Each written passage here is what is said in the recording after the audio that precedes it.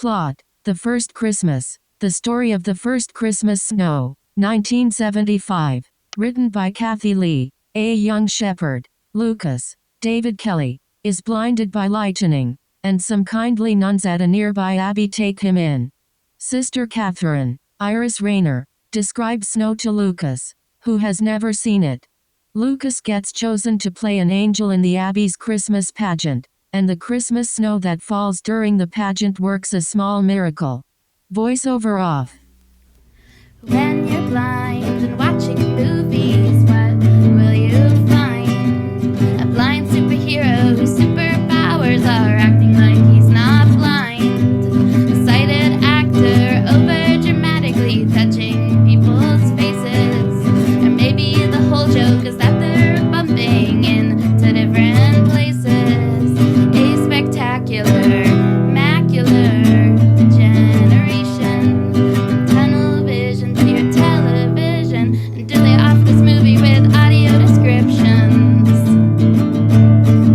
They're movie buffs who know their stuff. You'll be thoroughly entertained. Join Sky and Melissa throughout film history and Citizen White Cane. Hello. And welcome to Citizen White Cane, the first blind movie podcast, the story of the first podcast to be hosted by blind people watching movies. My name is Sky McLeod. I'm Melissa Bukta. And we are talking about, do you want to remember the full name of this movie? Oh, yes. So we're talking about the Rankin Bass Holiday Christmas Special, The First Christmas, The Story of the First Christmas Snow. And this is the first movie we've done where the title is longer than the movie. That's true. It is on the shorter side of the Rankin Bass Christmas specials because I could be totally wrong because we're in December and I only watch these things once a year, but I feel like most of them last for at least 45 minutes. I always feel like Rudolph the Red-Nosed Reindeer is all like 22 minutes. You're probably right. I mean, this at least is fact checkable, but yeah, they all, I don't know, they're very tight, kind of like, it's like a half-hour TV show, basically. Yeah. So it's very easy to just sit back and watch a bunch of these. Yeah, but we only watched one. Just the one. And it's your pick, and I mean, why did we watch it? Why would we watch a movie on this podcast? Oh, gosh. Let's count the reasons. Well, it's Christmas time, and we were talking at the end of another episode about what we were going to do this month, and I had said, oh, this is so stupid, but I always watch the Rankin Bass specials every year. I try to watch them all, the Christmas ones at least, but I definitely watch the big ones, right? For sure. Rudolph, Santa Claus is Coming to Town, Frosty, and The Year Without a Santa Claus. Those are my big ones, but. I think I had challenged you to name if you knew about the Christmas special about a blind boy, and I was like, I don't. And I was like, I do, and this is what it's called.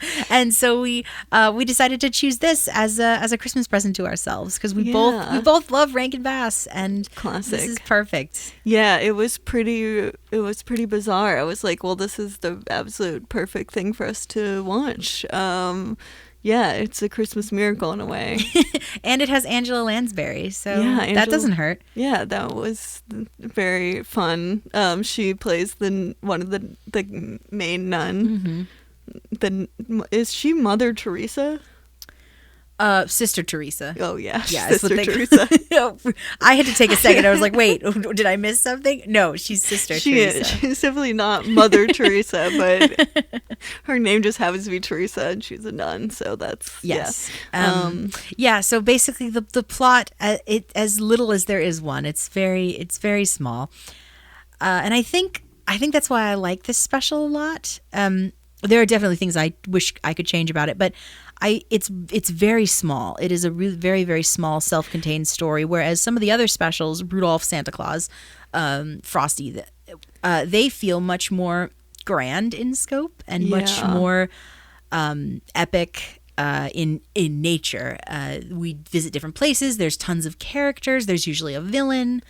Right. Whereas this one, there's not there's like a villains in that there's the three kids that are like kind of bullies, and they're bullies for a couple scenes. Right, and I would include the priest, honestly. Father Thomas. The priest is like, what is this child I that know. doesn't have a parent? Well, if he doesn't have a parent, we should send him to an orphanage. And I'm like, whoa. Okay. It's like he's blind and doesn't have a parent, and that's his reasons. Obviously, he belongs in an orphanage. Yeah, not my favorite person. But basically, the plot of this is the sisters are spending time in the abbey during a storm, and we find out that Mother Teresa paints these lovely.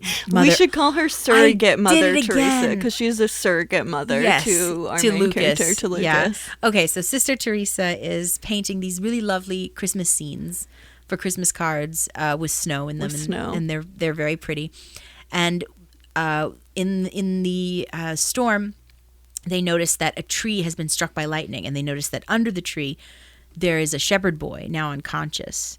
And so they run out into the middle of the storm to rescue the little boy, and they rescue him, and they bring him and his dog and his flock back to the abbey. Yeah. And he rests up, and in the next scene, he wakes up, and he finds out that he's blind. Right. Yeah, and we have his eyes are little stars, I think. Yeah, I noticed that too. It's an interesting touch. I'm not exactly sure what to think about that, but I think it was cute. I mean, he did become like blinded by lightning, so he wasn't like we see him go blind as a character, sort of. Right. I mean, we didn't see him go blind because it was like far away. But. And I think it might have been a very quick way to differentiate it definitely his eyes from the quote unquote normal abled eyes, sighted eyes. Because he does. Should we spoil the end of it? I mean, we're going to. Yeah, it's he regains his sight at the very end, which I mean, it's a Christmas miracle. Loses those eyes. Yeah, his eyes were cooler when they were stars. They were cooler when they were stars. Yeah, that honestly, again, I'm coming at this with a severe amount of bias because I love these things. I absolutely adore them, but honestly, that is the only thing I would change. I think he should have stayed blind. He didn't need to be sighted. Right. He was a really great little, I mean, still is, but he's a really great little character when he's blind. Yeah. And he like is recovering from the lightning, and then he's like still blind. So it's like, oh, maybe he's blind now, and like he can recover from the lightning, and then he just seems so able to adapt, and it's like, yeah, why would he wasn't like, butthurt about being blind at all. He's just he very quickly adapts. Yeah, extremely quickly. Yeah. So the passage of time, at one point they say it's 2 weeks till Christmas, but that's after he has been there for maybe a little bit. Right. Time passes extremely fast. It's hard to tell because they're making these cards for Christmas. So, and that's the first scene in the movie, which makes you think it has to be at least close enough to Christmas that they'd be making Christmas cards. Right. But it's very hard. And do they live where Jesus was? Because this is about how the first Christmas. Well, okay, like in the Middle East. So that's where the disconnect happened, because when I told you the title of this, and when even before we watched it, I had assumed, okay, it's about nuns. This one has something to do with Jesus. I feel like I remember, oh, this is the Jesus one. Besides the Little Drummer Boy parts 1 and 2, those are also Jesus ones, and the nativity is threaded throughout some of the other Christmas specials as well. It shows up, or at least the story does. Good, they're putting Jesus back in Christmas. Yeah, Jesus, fantastic. But this particular special has actually, it is not about, it isn't necessarily about Jesus. They're having a nativity pageant, but it's called the First Christmas Snow because this is Lucas's first Christmas snow. It is the first Christmas snow don't they talk about this village. The first Christmas snow was when one of the nuns was a kid. Right, in her village back home. Oh. She had moved. I don't know Sister why I didn't Teresa. get that. Yeah, Sister Teresa had moved. I'm inferring, but I believe she says so. In her village back home, it used to snow, but in this village, because they're too close to the sea. Isn't one of the other nuns? Yeah, they say they're too close to the sea, which is funny. Yeah, I guess that makes more sense than it being the first Christmas. Because we do, okay, so we see a nativity scene at one point, but for some reason I thought we see like another shot of the, is it one of the cards they're painting? Yeah, I think there was more nativity There's stuff. there's one on the card. Because there's one on the card they're painting. You see a nativity scene being put away during that right really when they're like weird song. That song is so weird. It's so backwards. I was just It's like save a little Christmas for for Christmas Day. I get the message of the song, absolutely. But they're putting away all of the decorations and you see a nativity scene they put them away, and then it's like watching it in reverse. It's so weird. It's like when, to explain how entropy works, you watch a video of like an egg cracking backwards and you're like, that would never happen in the real world because of physics, and it's like, that you would never do that for Christmas. Because the priest comes in, because Father Thomas comes in and he starts singing the song, and I noticed he's taking candles from the tree, and I was like, oh, is he going to put them back, or is he going to light them or whatever? And he gives them to the sisters, and then they put them in a box, and I'm just like, what is happening?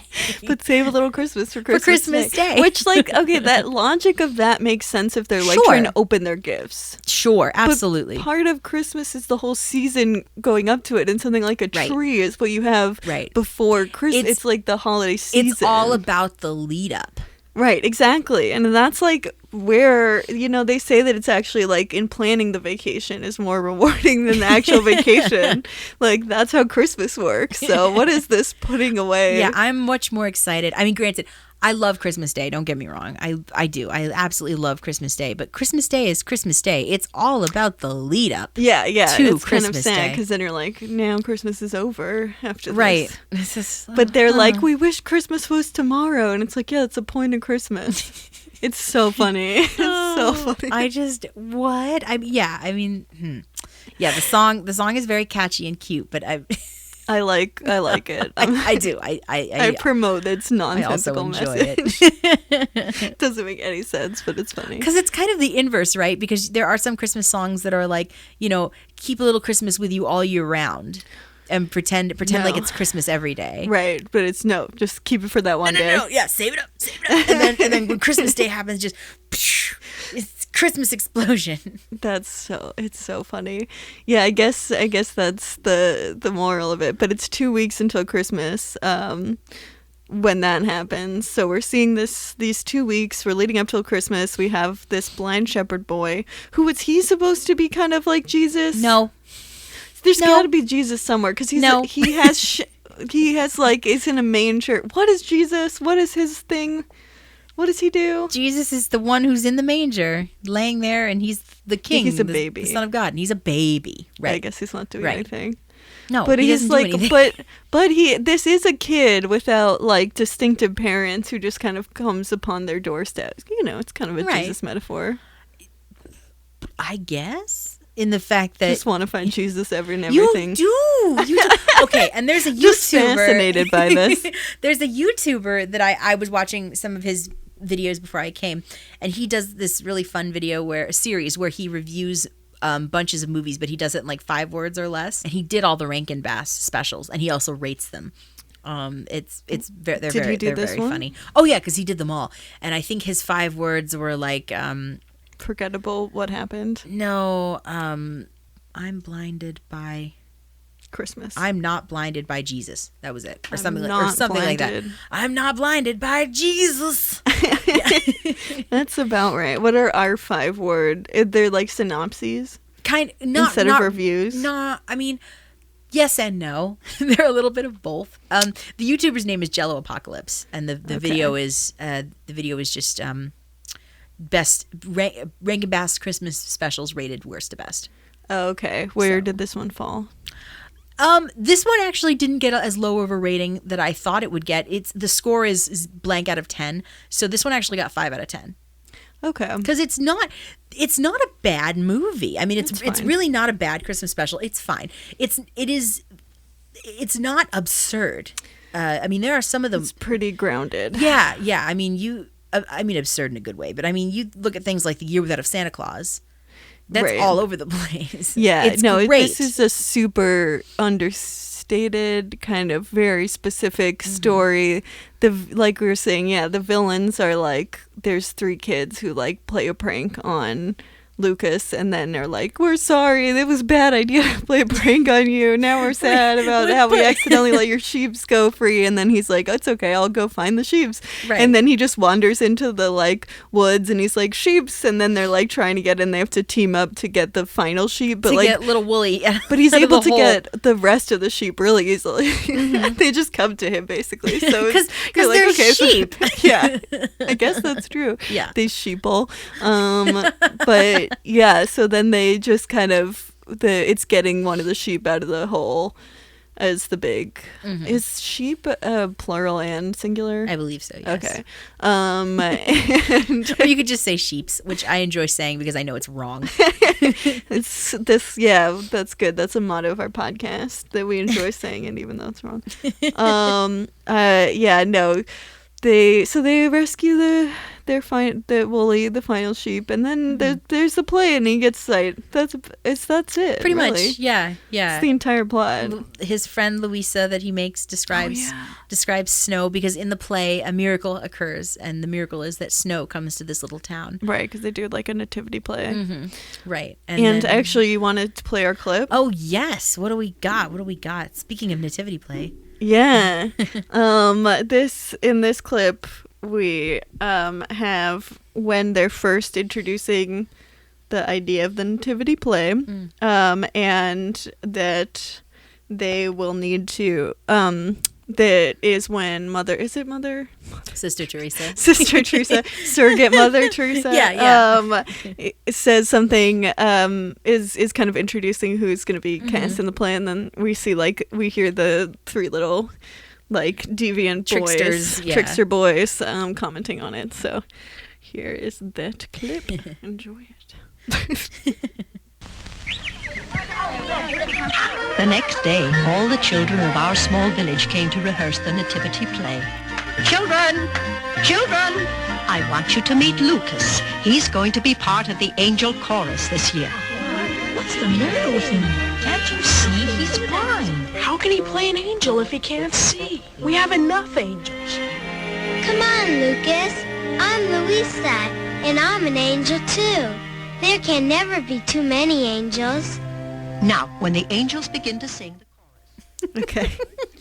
There's just so many things I love about Rankin Bass. I mean, it's the dialogue is incredibly stilted. Yeah. Which is great. It's also delivered by real children, so it's not polished. It's not always good. Everything just sounds like a very declarative statement. It's so specific. It is funny. It's like something that just feels like you're like, oh, this is a thing that feels so easy to parody even if you don't know that it's been parodied. It's like so obviously something. It's so formulaic in a way that and it's just very specifically Rankin Bass. And there's been parodies of these.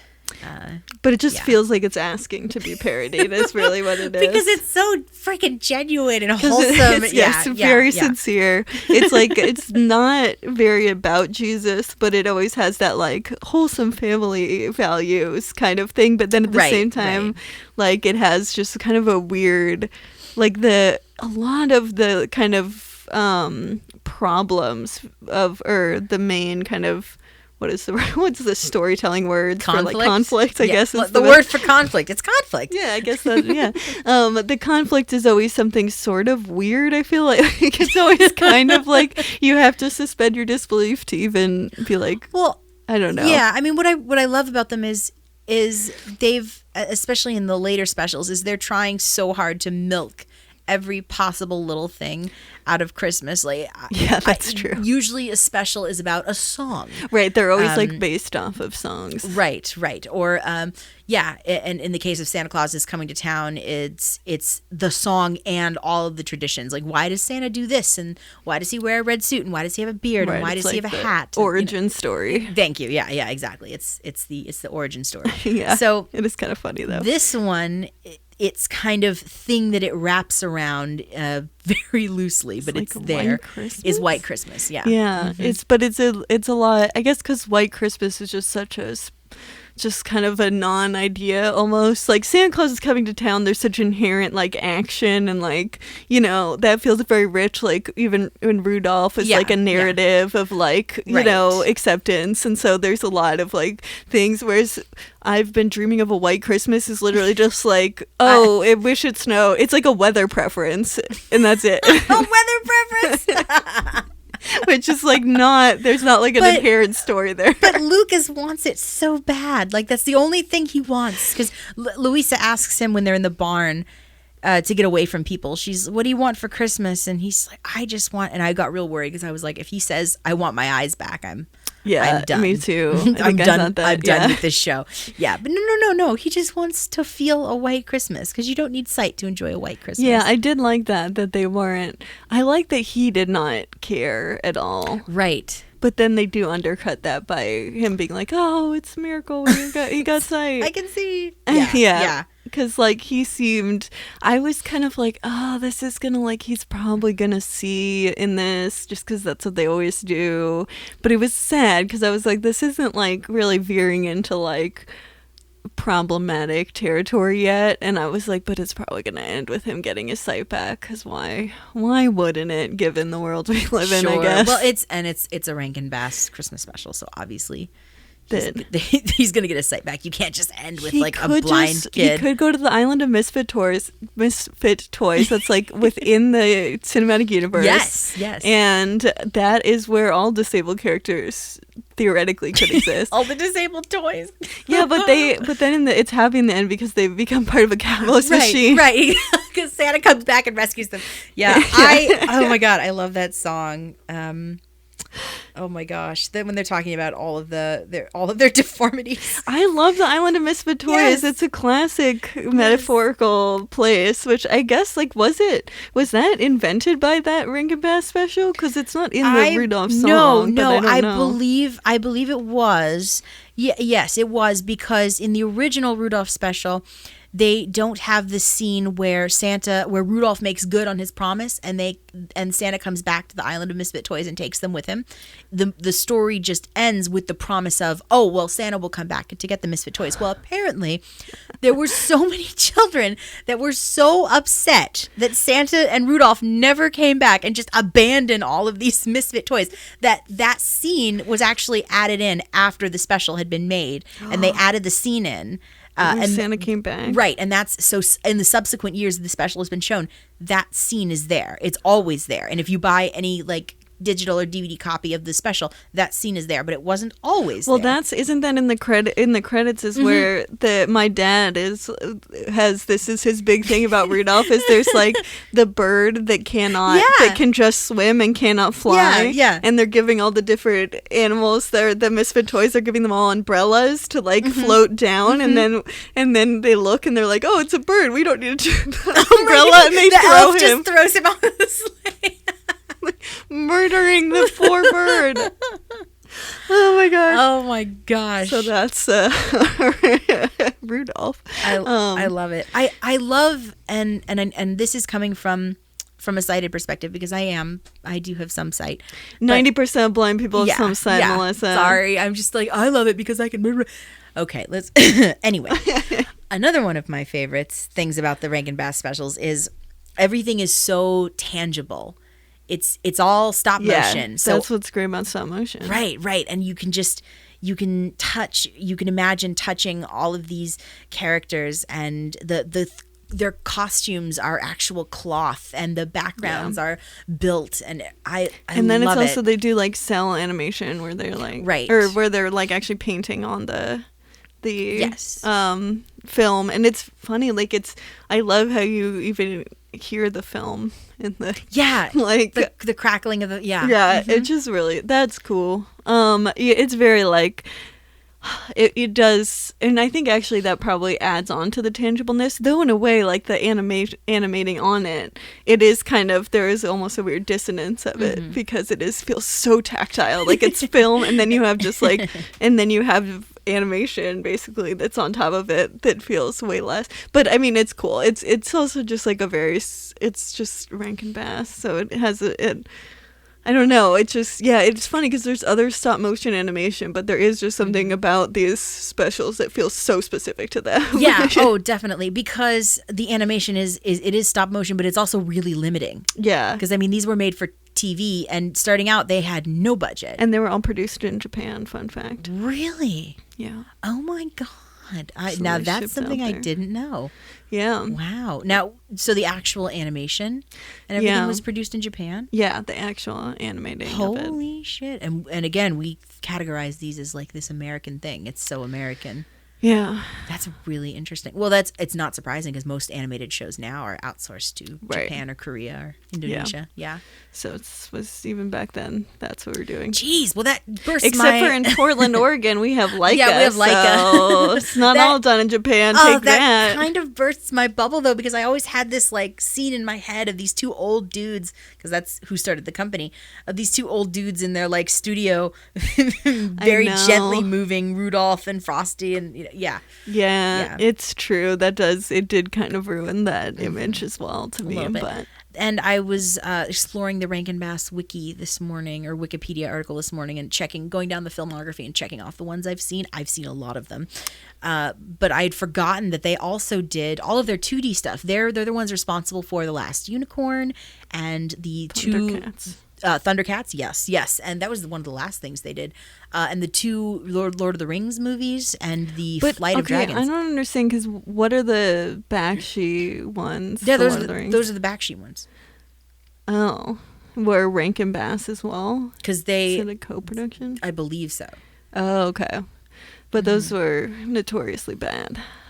Yeah, it's been a while since It I've is seen kind them. of funny because they've also, which I haven't seen, but they've also done like Easter, like they've done ones for Okay. all sorts of weird holidays. Yes. So I've seen one of the Easter ones. I've seen the stop motion multiple Easter ones. Easter ones. Oh, there's multiple ones. Oh And my they're God. not good. They're really not great. Easter does not need a special. A secular special. Like, it's funny because Oh my we've gosh. talked about how all of like in a lot of these Christmas Yeah, they specials. are pretty secular. Yeah, and all the Christmas specials, sorry, not all of them, but in most of them, there is an interweaving of like the first Christmas. But in the Easter specials, nothing. That's so funny that they're.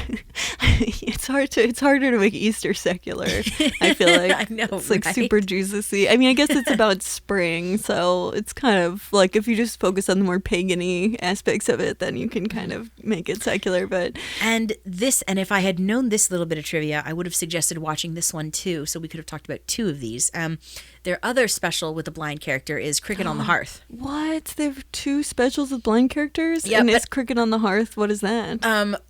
I forgot about Cricket on the Hearth because it's honestly not one of my favorites. It's a 2D animated special about a toy maker and his daughter in like Dickensian London, and his daughter is supposed to marry this Navy officer, and of course he goes off to be in the Navy and he disappears, and him and his daughter fall in hard times, and she finds out that her beloved has disappeared, and it stuns her blind, basically.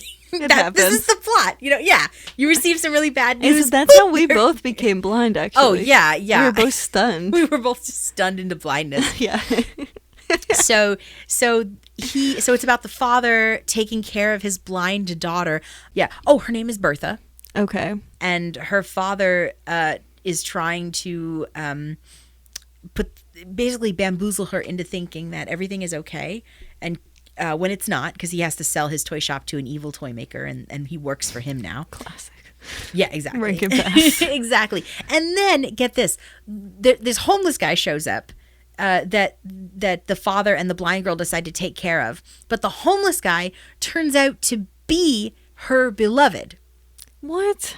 But he doesn't reveal himself to her because he's got this cockamamie reasoning that Wow, everyone's so irrational. oh, I know, the only smart person in this special is the damn blind. cricket. Oh, the cricket. What does the It's cricket do? The cricket lives on the hearth and has been seeing all this go down. And it's just judging without. It's just kind of basically an observer. Of some Yeah, kind? pretty much. And so wait, is this like, so it's not Christmassy specific, or is it? No, it is. It's Christmas Okay. specific. Yeah, Wait, so there's two different. So we have to do that next year, I guess. I guess so. Well, we shouldn't be talking about it now. We got to do it next year. we should do it next year. It is my least favorite of the specials. There's that one I don't enjoy, which it's fine. I'll watch it again. I don't care. But I don't enjoy that one. And I also don't enjoy 'Twas the Night Before Christmas. That's the other one I don't like. Oh. And that one's about mice. Well, of course, but they're not 3 blind mice. 'Cause No. you can't have 3 blind characters. No, it's wait, about- no, that would be 5. Yeah. No, it's about this asshole mouse who writes a letter. That's a sentence I never thought I'd say. He writes a letter, an op-ed in the newspaper, proclaiming that Santa isn't real and we should all just stop being sheep and believe, and stop believing in this thing. And Santa gets the letter and gets really pissed off. And then they stop stirring. Santa decides he's not going to deliver toys anymore. Oh no, Christmas is canceled? Yes. So it's up to these mice to like fix this magic clock to remind Santa that people still believe in him. Wow, what a needy ass bitch. It's so great. It's just awful. I hate it. I don't like the animation. I don't really like anything about it except for the song about miracles. Even a miracle needs a hand. Do do do do.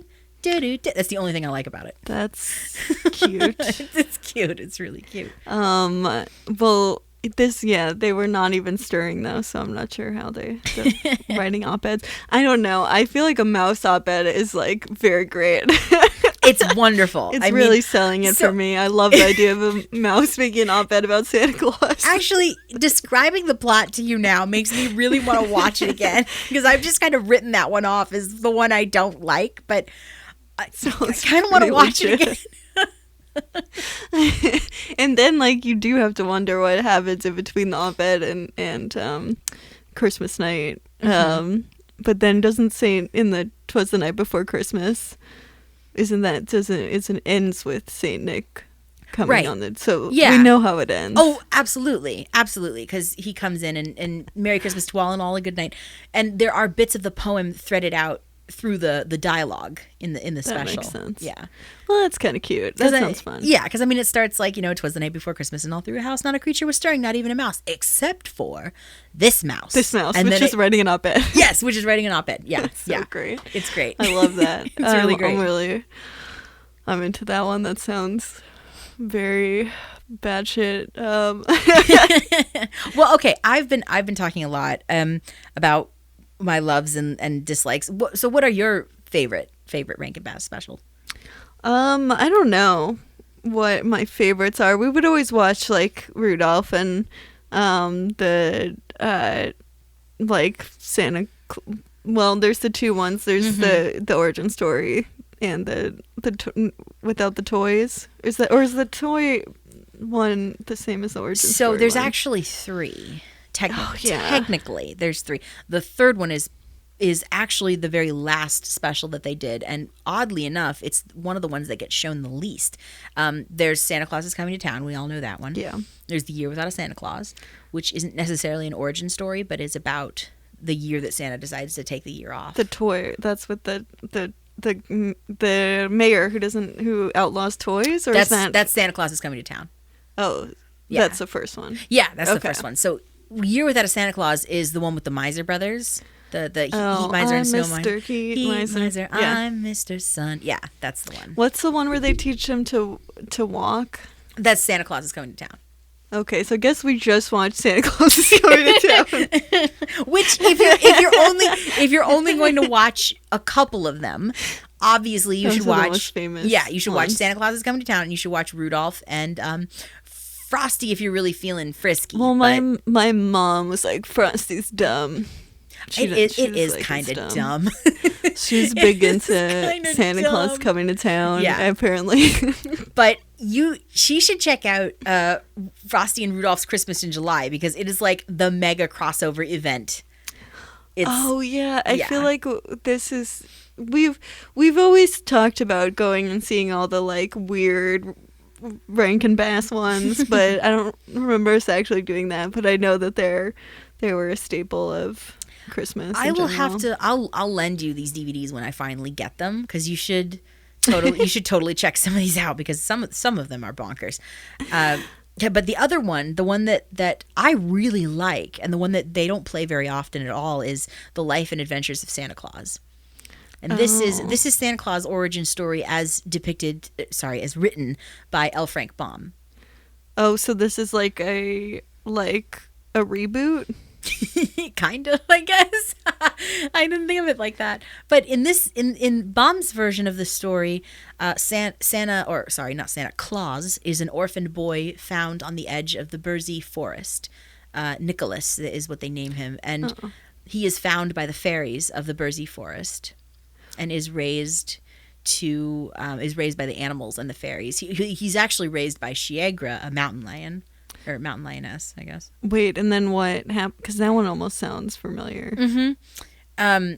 So he's raised by the animals, and he is taken by the woodsman Ak to see the world, and he sees the misery and the fighting and the wars and everything that's happening in the human world, and he decides that he's been put on this earth to make people smile and to make children laugh. So he builds a house in the Ho-Ha-Ho Valley. And that's this is 100% in the book. Is this with is it the one where they're like on ice? Just like have all these random memories of Rankin Bass specials. Yeah, they all blend together. They to all me. totally blend together. No, I totally get it. They're on ice. That sounds a little bit like Jack Frost. Maybe. Which is one of my favorite ones too. That might be it. That one's grown on me. I think what it is just they're always playing at our house at different times, so I would just kind of see certain scenes of them, but I also felt like I'd already seen all of them, so you wouldn't like sit down and watch them, but it would be probably helpful in remembering them to actually intentionally watch them like I watched this one. And it's also like they were probably more when I was like younger in high school and stuff, like because I don't visit for as long as I would before. I'd usually, I don't know, recently my Christmases are kind of random, but it was my family would always have them on when I was younger, so a lot of them I haven't seen in like a decade. So that's also part of the problem is they're all mixing together because of that. Right. And you're talking to someone who tries and doesn't always succeed, but tries to watch a bunch of them at Christmas. I usually will end up always watching Rudolph and Santa Claus is Coming to Town. Yeah. And just so the classics and just don't have time for the others. But we made time for this. The first Christmas story. The first Christmas. The story of the first Christmas snow. And although a lot of the YouTube videos I watched about Rankin Bass rank this one kind of low because there's do they call it Rankin Bass? Oh, they don't. They should. What? Oh my God, that's brilliant. I should have a YouTube channel. Yes, just call it Rankin Bass. and then it's actually just those like Billy Bass. You're just ranking the songs they sing. I love this. I am here for this idea. Oh, it's both of them and also Rankin Bass. The video where he ranked all the films, though, he gave this one a 5 out of 10. Right, yeah. So this didn't get an abysmal rating. It's fine. I mean, like, it's fine. Yeah. Yeah, he goes blind. Christmas happens. There's a play, and then you can see again. Yep. And we get to hear Angela Lansbury do a beautiful, wonderful cover of White Christmas. Yeah, because that's the song of the movie, but it's not called White Christmas. No, I wonder if that's a rights. Couldn't be a rights. Well, there's already a film called White Christmas. That's maybe it. And it's also a musical, and it's also very good. Do they talk about how we need to save some Christmas for Christmas Day? No. No, that's a real oversight. But the whole plot of the movie is they're trying to save this hotel. God, Christmas it's almost canceled. And then it's just not canceled anymore. It's funny because this year Christmas is sort of canceled. I know, isn't it weird? Christmas is really canceled. All of the predictions and the prognostications of these specials are finally coming true. I know. Christmas is canceled. Cancel culture, man. We're canceling Christmas now? What do they think of next? This is my whole thing. God. Yeah, but I think we got to put Jesus back in Christmas. Okay, sure. All right.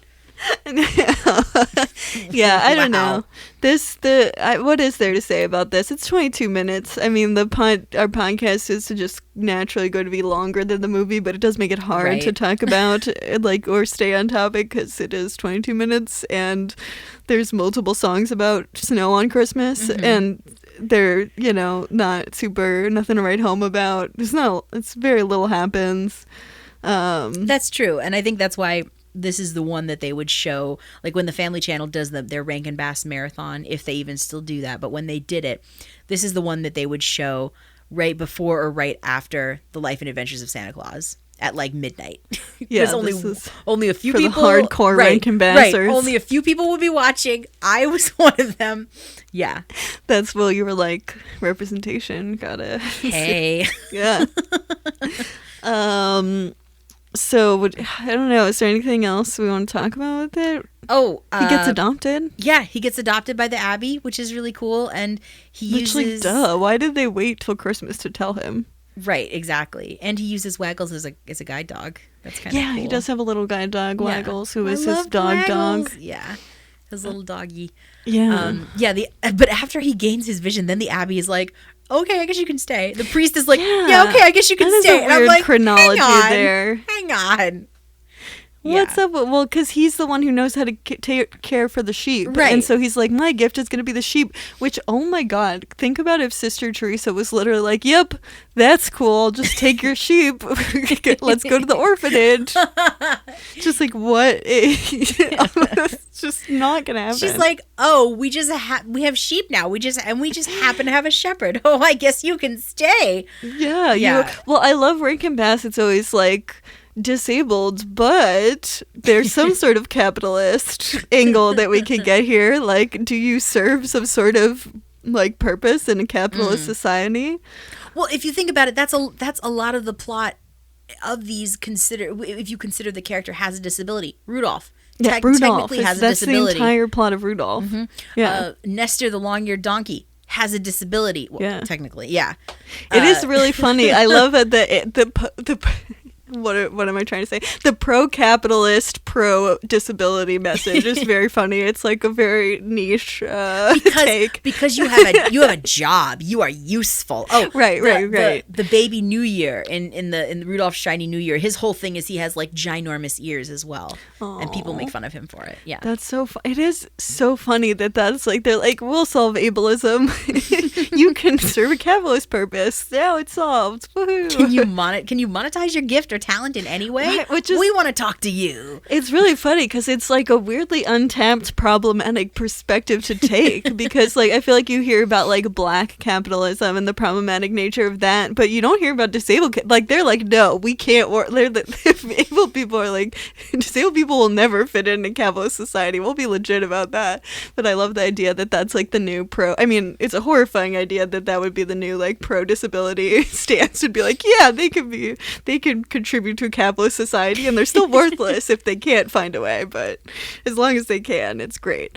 But yeah, so that's, oh gosh, that's the story of the first Christmas snow. Yep. I'm you know what? I'm not mad about it. I could be so much more angry and I'm not.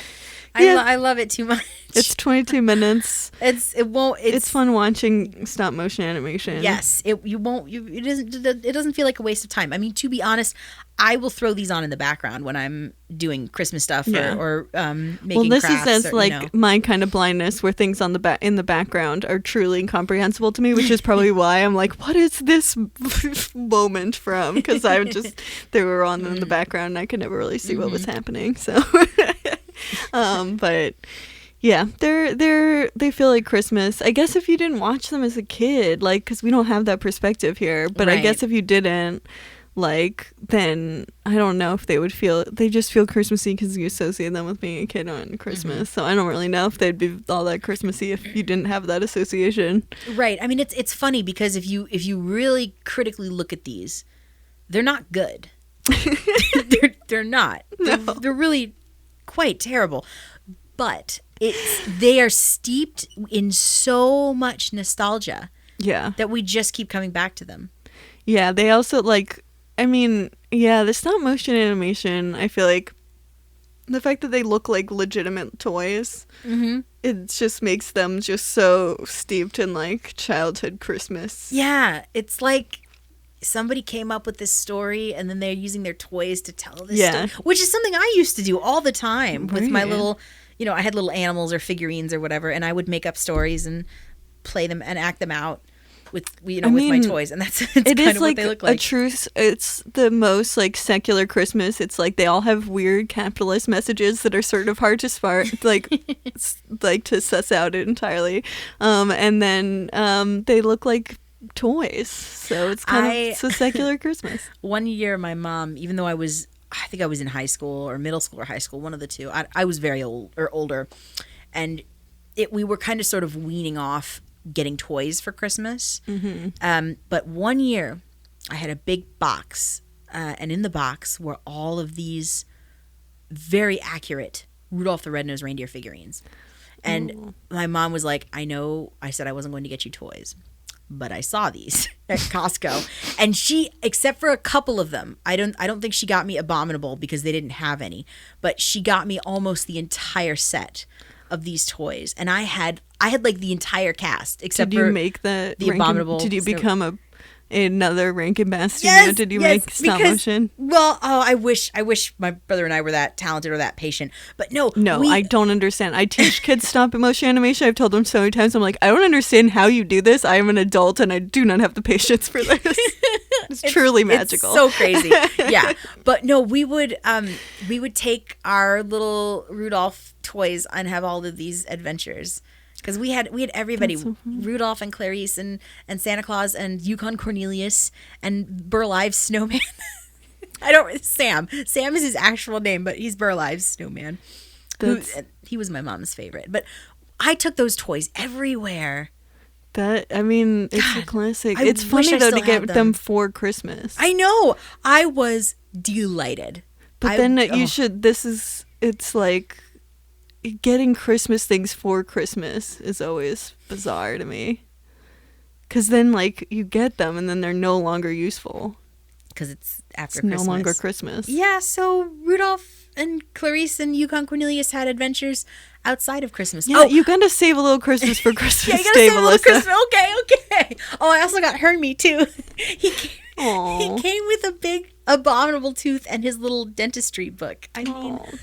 I mean, that's a classic character. These toys were amazing. To want to be a dentist is just my favorite thing. I want to be a dentist. I feel like anyone who's like, I really want to be a dentist is just like, I think like they all have heard, like Rudolph. like Because why would anyone do that? What a bizarre thing. And then they sing that really great song about being misfits. Yeah. No, Rudolph is like weirdly subversive while also being so capitalistic. It's hilarious. We're a couple of misfits, not a couple of nitwits. Yeah, it's like a weirdly like super pro like disability and queer community, but then it's like also weirdly capitalist message. It's a hot mess. Okay, you bring that up.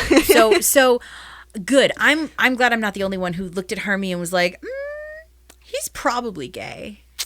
He's just like weird, I guess, is the way the movie paints him. Yeah. But I mean, like you said, you could read it as LGBTQ. I mean, I think that like the misfit toys are just like a disabled queer metaphor. Mm-hmm. I mean, I truly will use that. That's just my shorthand for disabled queer space. Like, yeah, disabled queer spaces. I don't know why I was like, what are words right there? That I'd just be like, Island of Misfit Toys. Right. And it's everybody knows exactly what you're talking about and exactly where it comes from. Right. It's such an iconic idea, which like there's not like a more salient example of it. So I'm like, well, that's good. That's got to count for something. It's just also funny that it is such a capitalist narrative. When really you would think that a disabled queer space is fairly anti-capitalist in its nature, but I don't know, maybe not. I guess according to Rankin Bass. But yes, that's Rankin Bass. Yes, indeed. Oh, should we rate this? Yeah, we can do that. On how many stars are in our eyes about it. Yeah, there you go. But we can do our normal rating as well. I'll go first. Sure. So I'll give it a 20/40. It's Fair cute. enough. I mean, Fair like, enough. you know, the gaining back the sight is silly. You know, it makes it seem kind of inconsequential. We do see him become blind, so it's like a very different. It's not the same as a character that is born blind narratively, because the movie is his character is just blind only during the few weeks that the movie takes place, so it's a very temporary condition, but he adapts to it pretty like quickly. We don't have to watch him worry about being blind at all. We kind of have like this silly, like the scene that we played where it's like ableism and these little kids and then they learn a lesson about being ableist, which is like very silly and ham-fisted, but it's like it's endearing that's the take that they wanted to make, instead of having him be like, oh, I'm blind, like that they have the kids being ableist and then they learn their lesson. But overall it is kind of, it's 22 minutes, not a lot of plot. It's hard to really give it too much of a concrete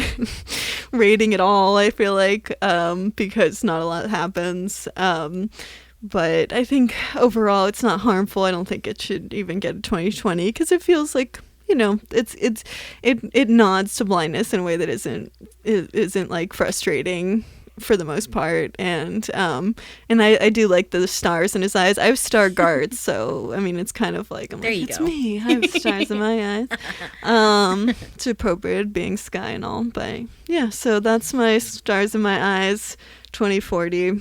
That's ranking best. Ranking best. Ranking best.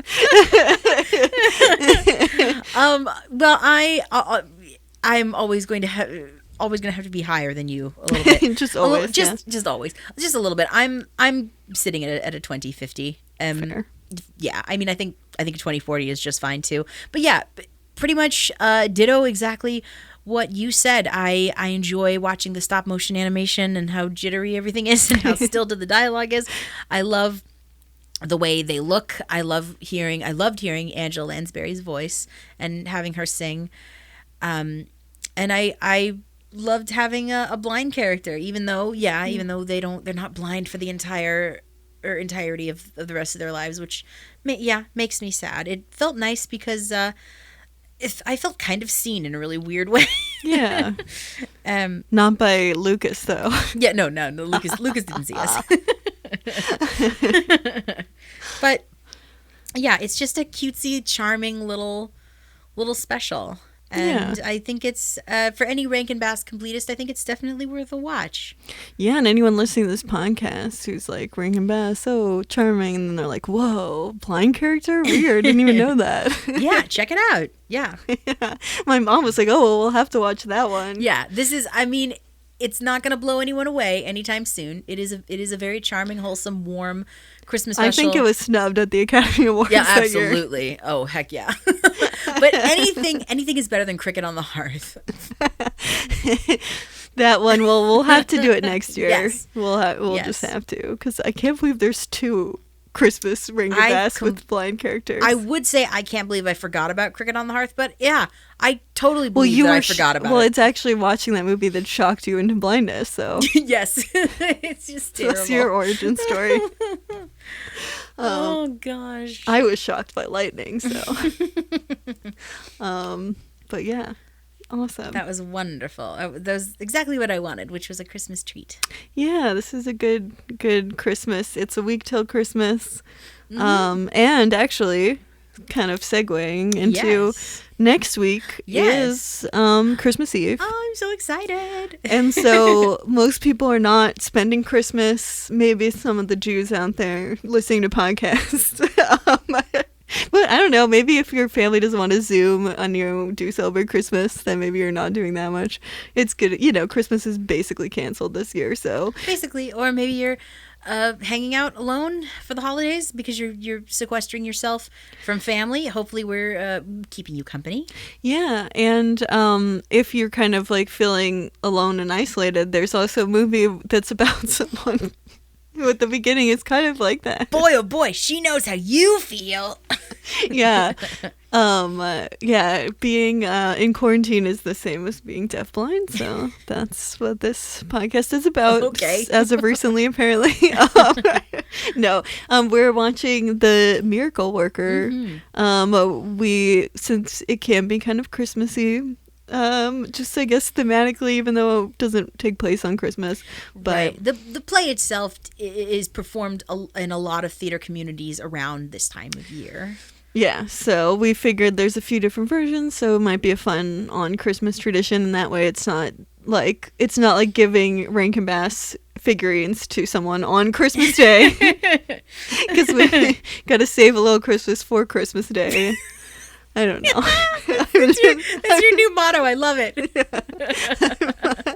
Yeah, that's I'm all over the place, I feel like, but it's great. It's that's what we're watching next week. We're watching the original Miracle Worker from 1964. What do we 1964. It's gonna be exciting to go into Helen Keller for Christmas. Yeah, I'm super excited. It's going to be fun. And I have not seen this version of The Miracle Worker. So yeah, it's the original movie version, though there was the original is technically like a play and a book. I think the book play, yeah.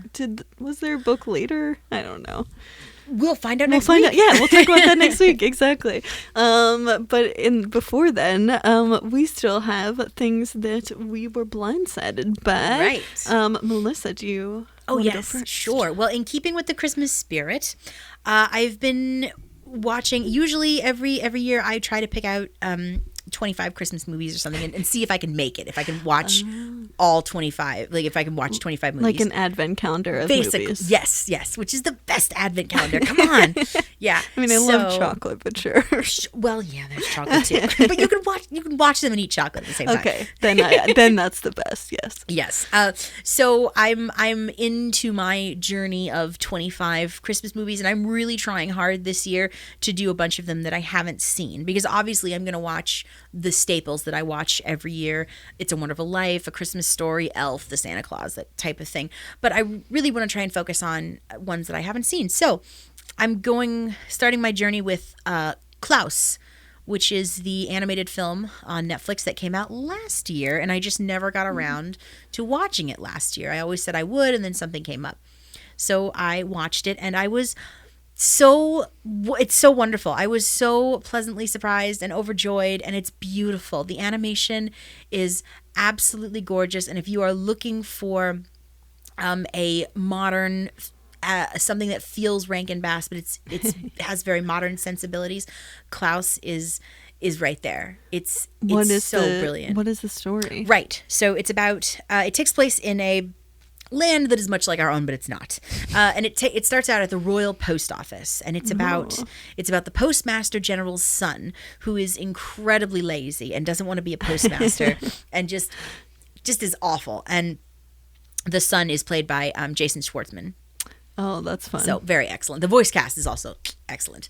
And his father decides to whip him up into shape, so he sends his son to Smearensburg, where there has not been a postal letter received from there for years and years and years. And he says, you must go there and you must have posted 6,000 letters by a certain amount of time. So reluctantly, his son is shipped off to Smearensville, and he finds a town with two warring communities. The Crumbs and the Ellingbones, and they're always at each other's throats, and they don't like each other, so nothing in the town ever gets done. The teacher of the schoolhouse has taken to selling fish because there are no kids to teach. Wow. Because they learn everything. They don't have kids? They have kids, but they learn everything from the adults, so all they learn about is this That's always feud. true of children. Well, yeah. They learn the wrong things from the adults. Yeah. Okay. So anyway, so one day the postmaster is in the woods, and he ends up at the home of Klaus, a woodsman. And he finds in Klaus's barn shelves and shelves and shelves and shelves and shelves of toys. What? And I'm not going to say anything. Hoarding. I'm not going to say anything more because I think I've said too much. I really don't want to give anything away because it's gorgeous. And J.K. Simmons plays Klaus. Oh, nice. So he's wonderful, obviously. But yeah, the animation is stunning, and all of the character designs are so interesting, and they look a lot like little figures that they might have used in Rankin Bass specials. That's awesome. And it's beautiful. It's just great. I cried a little bit Aw. at the end, but it's wonderful. I believe it was the winner. Was it the winner for the Best Academy Award? It was nominated for Best Academy Award in Animation. Oh. Last year's Oscars. I think it was beaten by Spider-Man, but Spider-Man. I know, but rightly so. That movie's incredible. Oh yeah, Into the Spider-Verse. Yeah, Into the Oh, yeah, that's a Spider-Verse. good movie. Yeah. But Klaus was also nominated, and it is beautiful. That's awesome. And that's streaming on Netflix if you want to check it out. Yeah. Easy peasy. Mm-hmm. Awesome. Mine is, since tonight, when this comes out, is the last night of Hanukkah. I figured this Christmas loving Jew for most of the podcast, but I figured I should put in some little bit of Hanukkah at the end.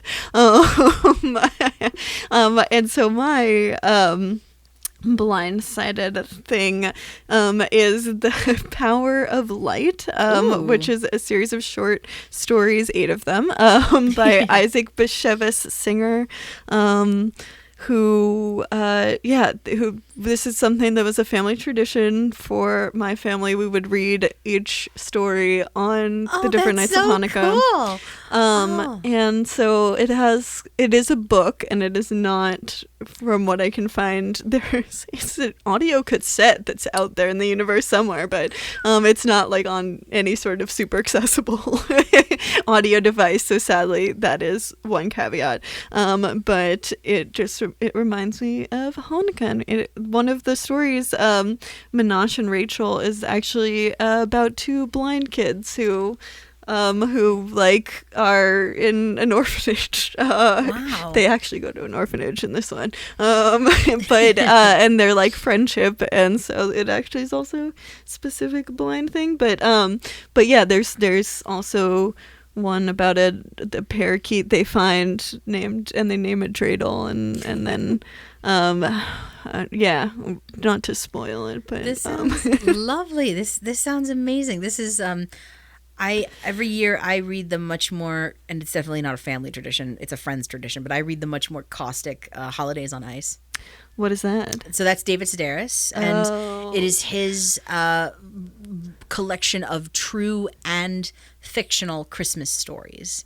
So it's anchored by his essay Santaland Diaries. I was going to say, so what about Santaland Diaries? Yeah, that's in there. It's the first. Okay, that's the first I story, see. of course. And then he has one of them that he tells about an adventure he had with his sisters involving Dina the Christmas whore. Ooh, of course. Yes, and Is this with the 6 to 8 black men? that I don't think that one's in there, but that okay. that would qualify. yeah. Anyway, I'm sorry not to steal your thunder, but yeah, this sounds so nice. That's very sweet. It's a Hanukkah tradition. Yeah, the Jews, our Hanukkah miracles are it's just pretty minor. It's about being able to light candles, basically, have enough oil. But if you want some cute little Hanukkah stories that remind me of my childhood, that's it. So yeah, that was my family traditions when I was growing up. A lot of Rankin Bass and Hanukkah stories. So, that again, it's a collection of short stories. It's called The Power of Light, and the author is Isaac Bashevis Singer. What is next? I think we're done with the podcast. Yeah, I think we did it. Yes. Yep. Yes. We did it. Another one. Yeah. Oh my gosh, so exciting. We're gonna be next week. We're miracle workers. So that'll be fun. Our theme song is by Lucia Fasano. Our YouTube is Citizen White Cane Podcast, and you can turn on closed captions for transcripts. Our Twitter is White Cane Pod. Our Instagram and our Facebook are both Citizen White Cane, and our email is citizenwhitecanepod@gmail.com.